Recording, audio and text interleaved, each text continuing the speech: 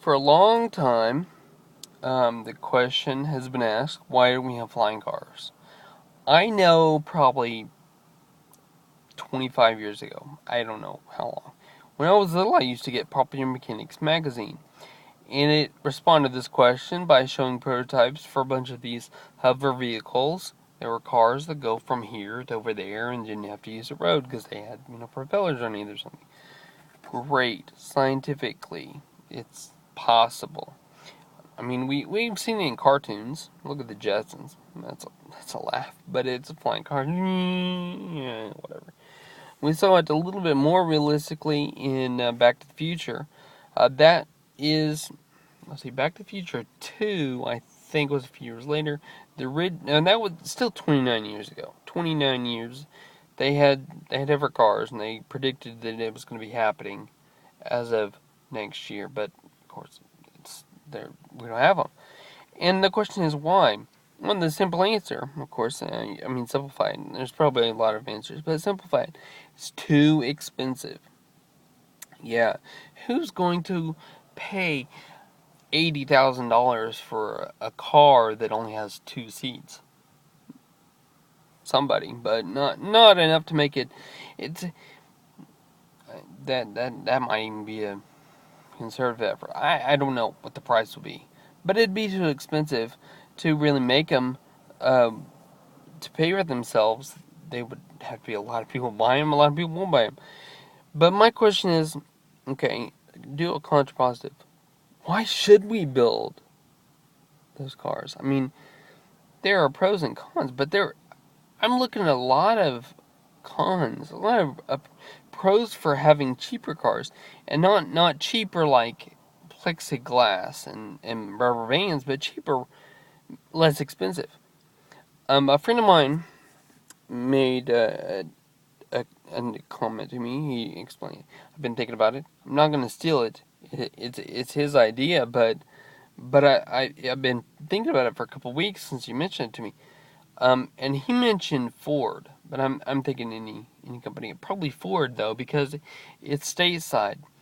You know, why don't they make a car that's like retro, like old, but not like fancy old, but having crank windows, no stereo system, just AM FM radio, having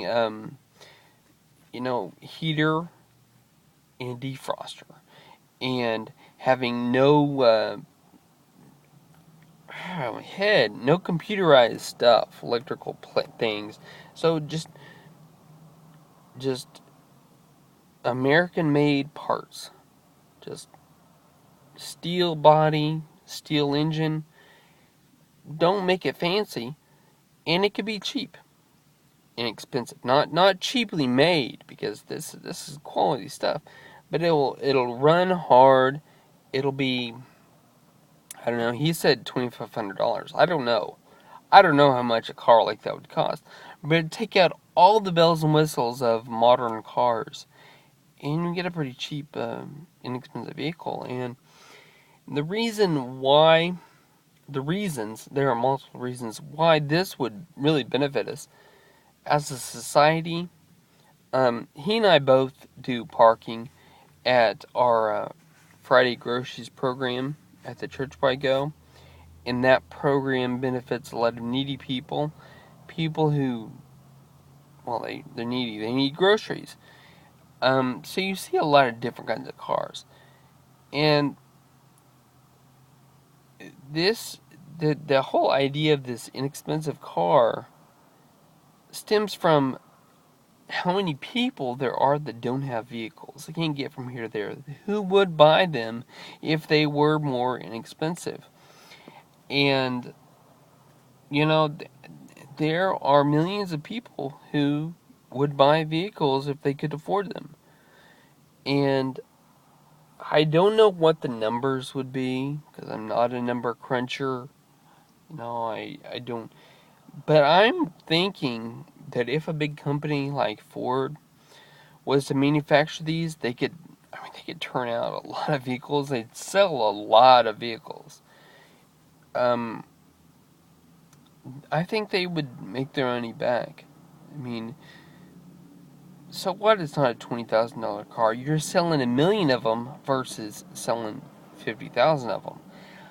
I think you'd make your money back, and maybe in the short run, you wouldn't make it in the short run, but 5 years down the line, you would. I think you would, because in 5 years you've got another set of teenagers. They're becoming. When a teenager turns 16, if a car is only $2,500, what I would do, and I think a lot of parents would be like this way, would say, if you have a job and you pay half of it, I'll cut it with you. I'll pay half of you. Because what teenager doesn't want their own car? And I'm thinking parents are going to put in half. Some parents will just buy the gift for the kid. That's not what we're going to do. We're not going to just buy our car outright, but I do plan on making a deal with our girls. And if they have jobs, then we'll help them out. But back to my point. Okay, you're gonna keep selling these cars. You'll keep. I think in the long run, you'll make your money back if you start making expensive cars. And the buddy I was talking to, he's got a fairly decent car. He says, I would sell it if I could buy an inexpensive car. And see, if they're American-made vehicles, not made overseas, not made out of fiberglass, made out of steel. Maybe it's recycled steel. I don't know how that works, but American steel. What it's doing, it's providing jobs for people here, and it's also giving opportunity for people who don't have opportunity. I think it would really help society.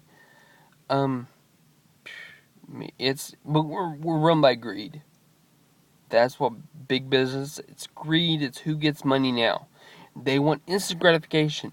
They want to be able to make $1 billion by the end of the year. This big company, instead of making $1 billion in 10 years. Instead of spreading it out, they want to do it all right as soon as. So they come out with the bells and whistles and all that, and that's just the way it is. Okay, where do you see the flaws in this theoretical idea, this hypothetical, let's make inexpensive cars that are good? Where do you see the flaws? Where do you see the potential? I want to hear from my viewers. There you go.